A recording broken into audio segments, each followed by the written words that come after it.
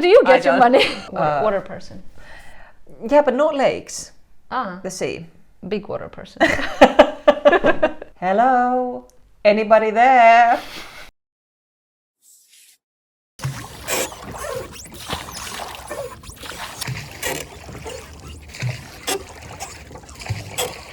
Hello. Hello. To Noora Geagea. Noora is a Helsinki-based artist, and we have this unique visit today in the island of Haraka, where your studio is situated. So yeah, thanks for having me. No, great to have you here and great to get to know you. For somebody who would not know your work, what do you do usually? I come from like photography. Actually before photography, I always dreamt of working in films. So now I kind of work a lot with videos, and I also have like rhythmic gymnastics background. So it was like when I was a child, it was my whole life. I was training a lot, and I think like just like movement is a huge primary element. Like an image or a video, they have to have a certain rhythm or they have to work. That's the door for me. It's changing though, but it wasn't originally that much about concepts or ideas, but it was more kind of like the sort of like how I got it like visually or aesthetically. Yesterday I think I came upon this, there are those quotes that circulate in the online. Some quote that don't create and analyze in the same time because those are different processes. Yeah, and I was like, yes, exactly. Yeah. I've had to learn, like really, like I learned because I mean, like it's impossible to. Some artists do work like that they have like an idea, super clear, and then they start to kind of like realize that idea or concept. But I'm not like that. There's just like a strong feeling or desperation or excitement of something that I'm not even aware of necessarily, just like a hint of something, and I think it might be physical or rhythmical, and then later you need to kind of like realize what you've done, wrap your head around it, and okay, that was the thing. It has to open up to others as well somehow. Your English is so great.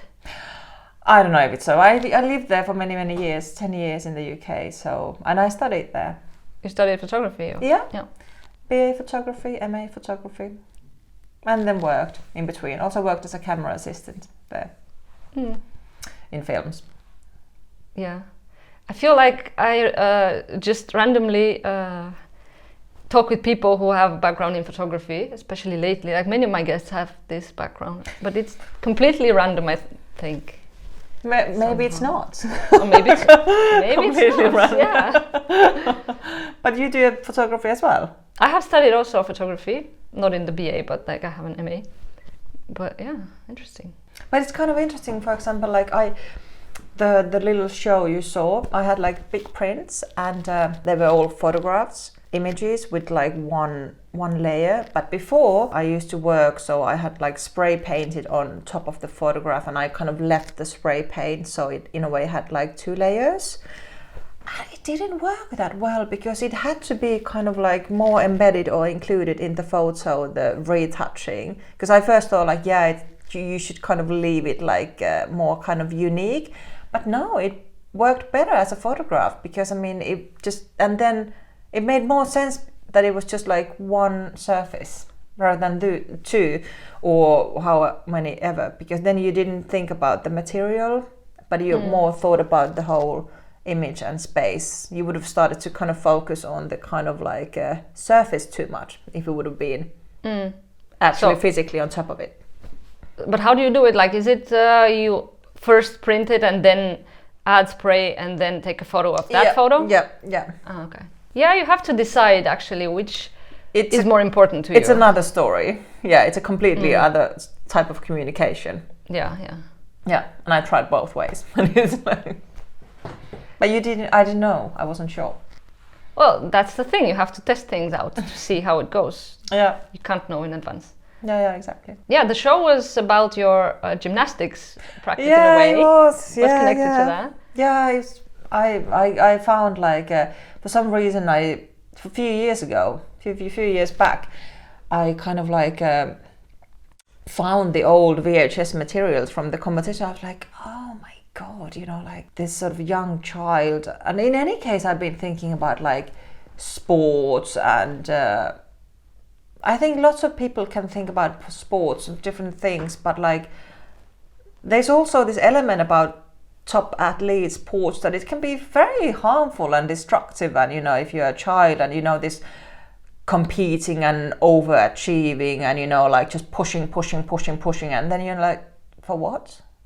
Exactly, like what's the point winning a competition? It sounds like a silly thing to say, but just kind of like really questioning the whole idea of sports, you know. Like I thought like even wars, you know, like it's just like conquering and winning and all sorts of like just like pushing and, you know, more and more, just that like huge logic behind it all. It's just somehow started to disgust me massively.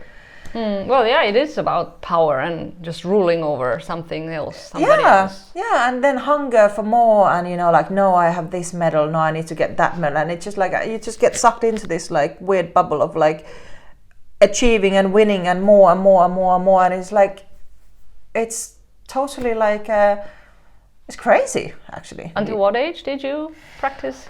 I was quite old when I started because I saw it on a telly, and I had to, because I don't come from a sports family at all, so I had to actually like really push my mom to like take me there, you know, like, and she was like, please read books, I'd rather you to read books. So I don't come from the sort of like sporty family where we all went together at all.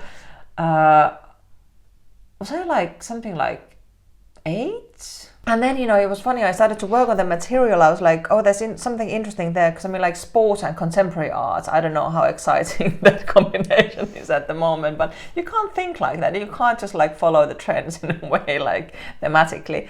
But, you know, the ideas of, you know, like owning your ownership of your body and mind, and, you know, like what you were forced to do and what it demanded, like the kind of sports, you know, that all kind of like that all somehow triggered me. And I didn't realize how, I don't know if traumatic is slightly too heavy word, I don't know, but I kind of like forgotten, and I was like, shit, you know, like, oh, sorry, but like it's fine. But I think, you know, like they managed, like in the gymnastics, they really managed to kind of put you down mentally. Like you had to fit in, your mind and your body had to fit in this tiny box perfectly, otherwise you were out. I wanted to make it psychological somehow, the work, somehow that you could, like, I didn't want to show any fancy jumps or, you know, like, but I really tried to get into the psychological side. I don't know if I succeeded or not, but that was my intention. What are you working on at the moment? Speaking about the art. Well, I have this bigger project. It's the working title is called Clown Emergencies, and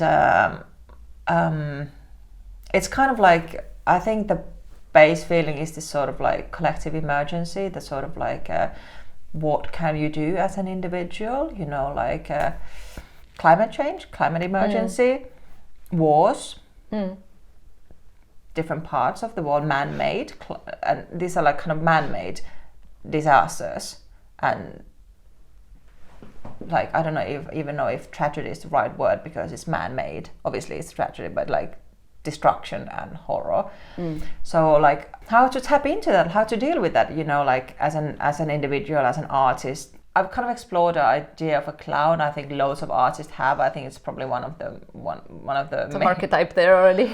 I think so, and you know, like but like I'm also, it includes shame, and it includes, you know, like who's laughing at who, and like it's what caused, and you know, is it like entertainment, or are you just being kind of projected like some sort of like other people's like arrogance, or kind of like it's again, it's psychological. I think my work, I really try to like think about the psychology behind, you know, like what moves scenes, what moves people, like what are the kind of like forces or movements that like why we do what we do. So there's, for example, this video of me just with the clown nose, but otherwise just normal, and on a rowing boat, but without the earth, you know, so you can't really go anywhere. And then there's this soundtrack of this man just laughing, but then in the middle of the video the laughing just kind of stops, and the image is the same, you know, it's just like that same image,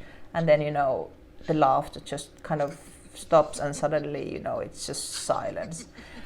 And I'm still thinking of like, what does it communicate and how does it work? And I think I find the video that it's like a starting point of this new project. And then I'm drawing, you know, like under the same theme, I'm drawing like these sort of faces, like 1,000 faces with charcoal.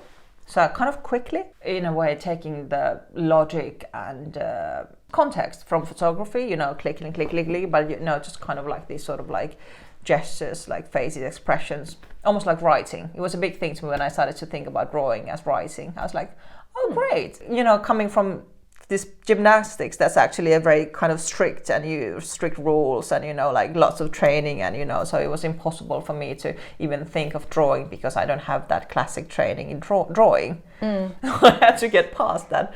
Yeah, and kids don't have that training either, but they do it all the time. Exactly. So I was like, why not just like go just there, be a kid, and see what happens. Yeah. Now I have like 350 drawings, and I still have like loads more. And I'm 650 to go. Exactly. And it's really enjoyable, and it's also slowing down, and it's also like not being on digital kind of platforms, and, you know, it's how much I needed, you know, just paper and hand and paper, and, you know, that's really primal, simple thing, like writing. Yeah. Just handwriting.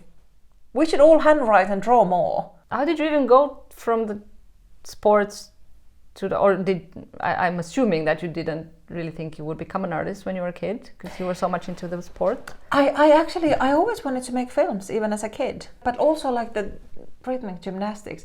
It was very aesthetic. I saw it more as a kind of like art form, not that much as a sport, even though you had that. You know where you had both. You had the kind of elements from the circus almost, the entertainment and the aesthetics and the performance. The performance was hugely important. And you got points also, like artistic points, you know, like how well you kind of like, so it was for the audience in a way. It wasn't only the speed or the length way to look at it. Yeah. It also had this sort of like sharing. But then you were like you were the medium, or did you have any input of how things would end up? I chose music. Sometimes I just suggested like what music could be, and, you know, like the colors of the kind of like outfits, and, you know, but it was tiny, obviously. But yeah, but I did have some. I tried to have some input. Not necessarily very successfully, but I always wanted to work. I was a massive film enthusiast. I watched films always, so that was kind of like my huge passion as a child. You didn't go exactly to film school? Well, I did like after like high school, I went to Prague. I studied at FAMU like for 1 year, like it was screenwriting, and photography was minor, and there I found photography.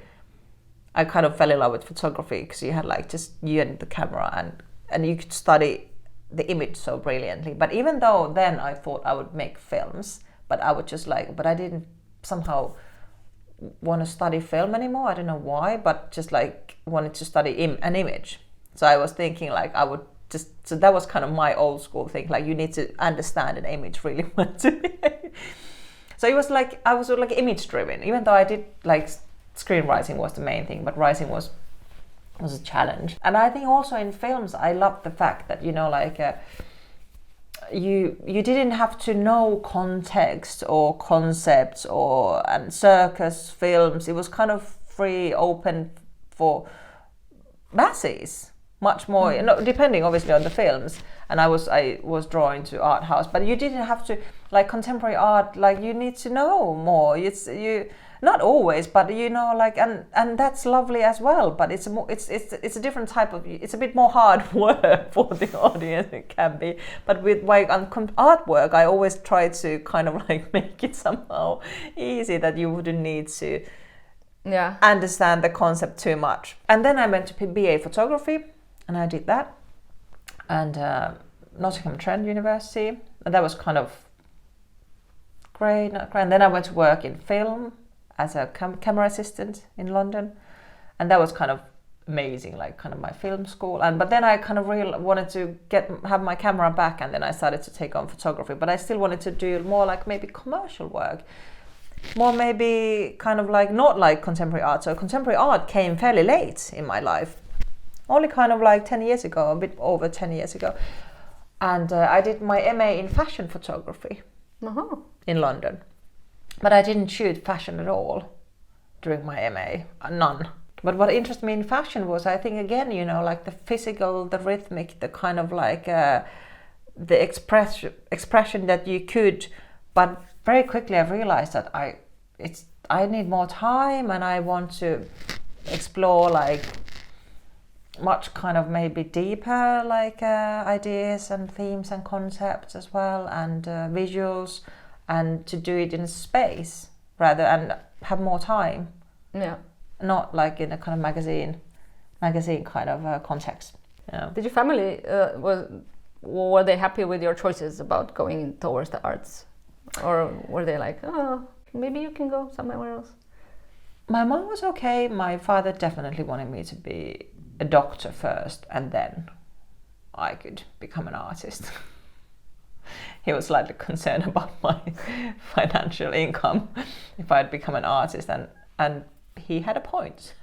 It's not fully unjustified. Yeah. He didn't recently thought like he did have a point. But like it's really kind of like if you're drawn to do something, you just go. Yeah. Because if you don't go, you would always probably regret it later. Yeah, absolutely. That's exactly what would happen. And life is short. We don't know how long we're gonna live here. Do you have some upcoming events in this short future of life that we have? Well, we are planning, I can't talk much about it, but we are planning a show with a dear artist friend in spring, and of the drawings, and then probably of the video, and so I would make the concept clear, and that will be, I think I'm kind of excited about it, but I can't tell you more about it. But I will send you an invitation when yes, when it happens. do that, and Absolutely. I can probably share it, later on. Oh yeah. But it would somehow include when it can be talked about. Yeah. And but it would be about like my drawings and the video, and that project I'm working on bigger. It's still kind of like I'm just taking first steps on the project, so even to me it's not crystal clear exactly what. And it's fine, I like it, It's impossible to have a totally crystallized idea. I think it would be boring if you know everything in advance. Yeah. This discovery, you need it. It's huge thing for me, the discovery. That you don't know where you're going. Yeah. Happily lost. You kind of mentioned already a little bit, but like the themes in your work. Yeah. Have we missed some important element of what your work is about? I think like the themes of my work, I think they're quite project based.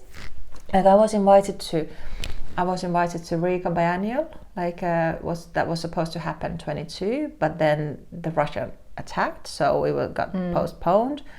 And then in the end it got cancelled. It was supposed to be this summer, but the whole biennial was cancelled due to some funding, where the money came from to fund the actual biennial, and probably there were like lots of challenges. So, but like they made a magazine, and then they asked for everybody like a statement or reaction or a commentary. It was kind of free format, but you would need to kind of fit it in an A4 to the situation, the war, the attack, and I was thinking like, what would I do? But like, I'm half Lebanese, so I grew up, like the Lebanese civil war imagery and the kind of like and what is happening now in Middle East, and it's like the never ending. My reaction was like, I wanted to have a reaction more like in wars in general, so I took like from my family, like I wrote a poem, I took like sentences, and then I had like 2 images of like just children very close up, and then the poetry of just like sentences of related to any war. We come from far and evil exists, and I think it was I was just like remembering sentences and putting them together, and I think it worked, and I really want to make somehow like video work out of it. In that I was exploring time and tragedy, and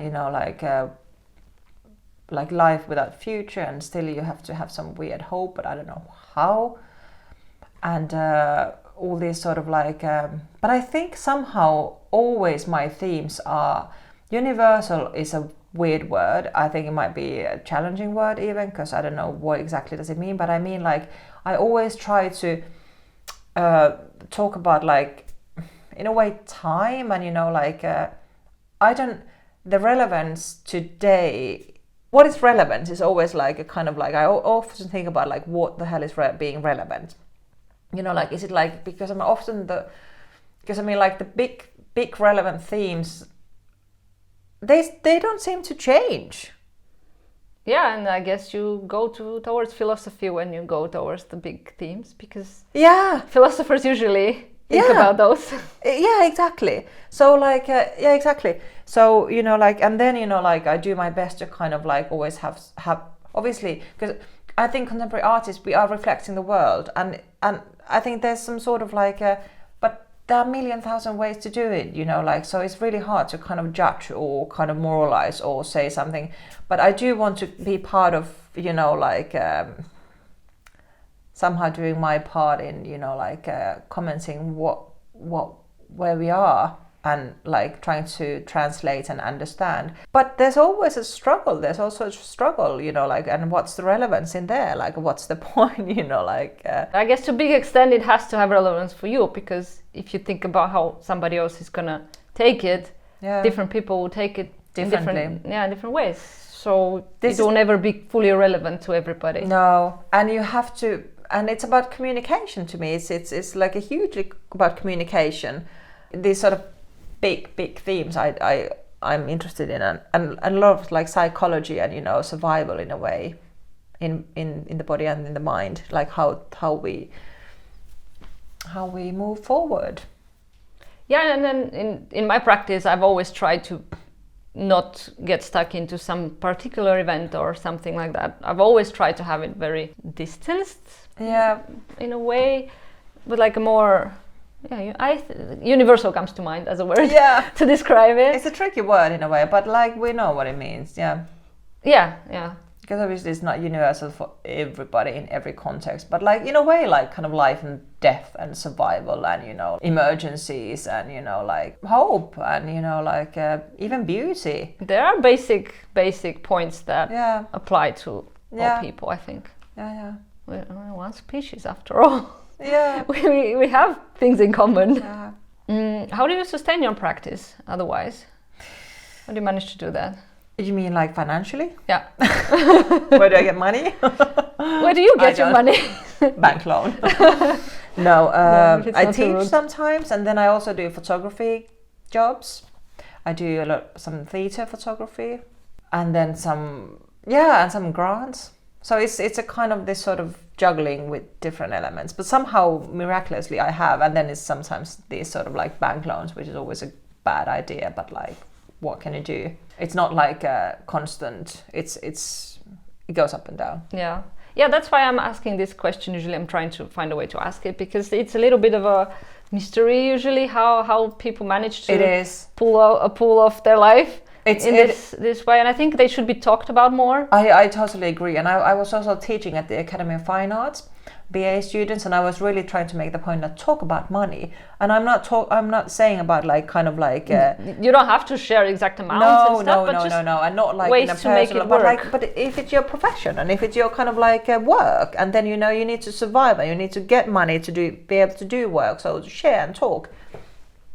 I've had like somehow I've managed to.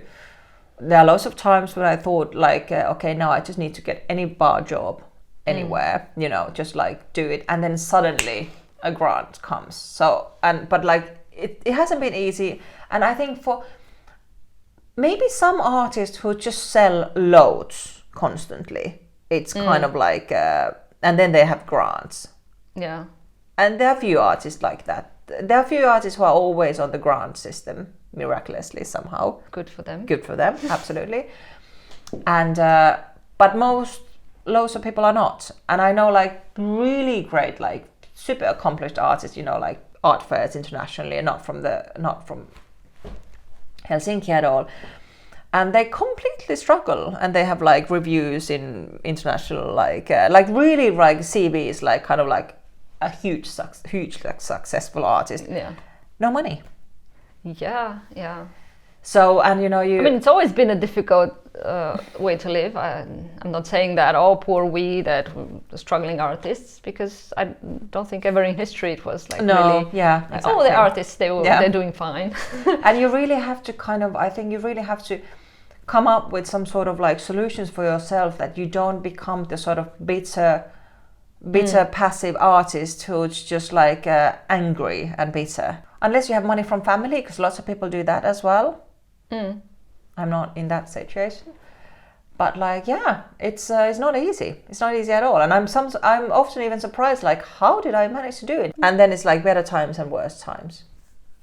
Of course. My answer was a bit boring, probably, but like, yeah. No, I mean it is what it is. It is what it is. It is entirely the reality, and then just try to keep overheads low. Yeah. Well, thank you for being honest with it, because I think, you know, it doesn't, you know, there's no monthly salary unless you're on a grant. You are here in Harakka, where there's like one building. Yeah. Okay, there are a couple of these smaller ones, but it's a pretty small island. And, Yeah. Are you a community of people here? Yeah, we have like, but it's a kind of like a lovely free, I don't know, community. Yeah, you can say that. And then you can, but there's no basic. I love the community because it's very open and free, and there's no pressure. The peace here is just incredible, and I think that I kind of needed that for some reason. I didn't realize that I needed that, but like I'm a sea lover. Can you say that? No. Yes. Why not? The ocean and the sea is kind of my church. So water person. Yeah, but not lakes. The sea. Big water person. So it's just like kind of like I just feel in a very healthy way small and humble, and you know, like I get perspective whenever I'm by the sea. And it's proven that it relaxes the person when they are and it's close proven to it. And then in your mind you could kind of travel the world if you're by the sea, in theory, if you would have a bigger boat than what we have. Slightly bigger. Yeah. It's interesting. Yeah, no, I because I can't say I'm a sea person. I love to watch the sea, but being in it is a different story. But you came here.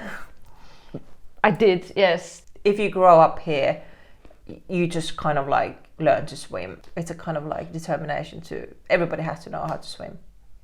And you have so many lakes in the countryside that it's just like it's just one of those skills that are as normal as walking or running or bicycling. Do you come here throughout the year, like it's when it's very cold, but not so cold that there's the ice on the water? Like, no, I have another space in Lapinlahden because it is a challenging also. If it's a storm, you don't go out rowing, do you? Hopefully not. I wouldn't have invited you if the weather would have been like dramatic. Yeah.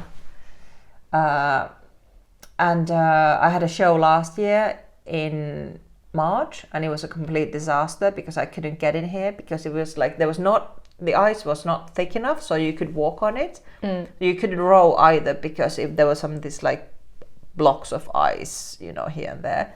So that's how I have to get a space because I can't. I'm going another space. So there's this sort of like added layer of difficulty. Yeah, and then it's kind of like, but like then again, like once you're here, I know at least I'm like kind of like, oh dear, what a privilege to be in this surrounding and just like do work and reflect and think, and it's very serene. Yeah, it's kind of like it's kind of unreal. I feel even like still I feel kind of unreal. For you, maybe it's a little easier because I guess a lot of your work is non-material. Yeah. But if you have to have a show somewhere and you have actual physical stuff, I have been carrying my friend's paintings too, because she had a big show at Forum Box. On the boat? Yeah. Wow. Absolutely on the boat. Wow. And you also get used to it, funnily. Your room, you said it's small. I mean, it's not very small. It's how big is it? What is small? What is big? Yeah, exactly. Maybe 17 square meters. Yeah, it's not that small. It could be smaller, but it could be bigger. What's your favorite part of this studio? I think my favorite part of the studio is the fact that I can see Helsinki from another angle. So that changes perspective, even though it sounds a bit simple and silly, but doesn't sound silly at all. I love it. And you're not like in the center of anywhere. I think you have like different like times, different periods in life, and my time here on this island, I'm like kind of like getting my relationship back with the sea, which I always loved, and I challenge my perspective automatically, and then some people here I really enjoy. I think it's just that simple. How long have you been here? 3 years. 3 years. It's quite enough time, yeah, to get used to it. I think. Yeah. Do you go to exhibitions a lot? I do, but I should go more. I often find myself like, oh my god, I missed that too. But yeah, I do. Definitely, I try to. Which places do you usually go to? The usual. Very usual. The museums, the galleries. Kohta has an interesting show I really want to see. Are there some specific artists that you like their work and follow? I just started to follow. I would love to see this Alvaro Barrington. I don't know if he's London based. I really want to see Eva Peura's paintings at Forsblom. I think her paintings are somehow mesmerizing. I used to love Maya Deren's films, the avant-garde filmmaker. I really loved like Minna Salami's Sensuous Knowledge. I don't know if you know her book. Okay, I think came out like a few years ago. Nigerian Finnish, based in London. This kind of writer. I really loved her book. There's this film called The Elephant that's been my all-time inspiration. It's just, I don't know, it's 40 minutes experimental film, and it's repetitious but in different kind of like forms, and it comes from like when there's an elephant in the room but nobody talks about. That's where the name, the title comes from, but just the elephant. And Danny Boyle produced it back in the day, so it's an old film. Well, thank you so much for this nice conversation. It was very enjoyable for me, at least. Yes, same. It was lovely to meet you and talk with you. Yeah, and good luck with the secretive upcoming project. Yes. Thank you.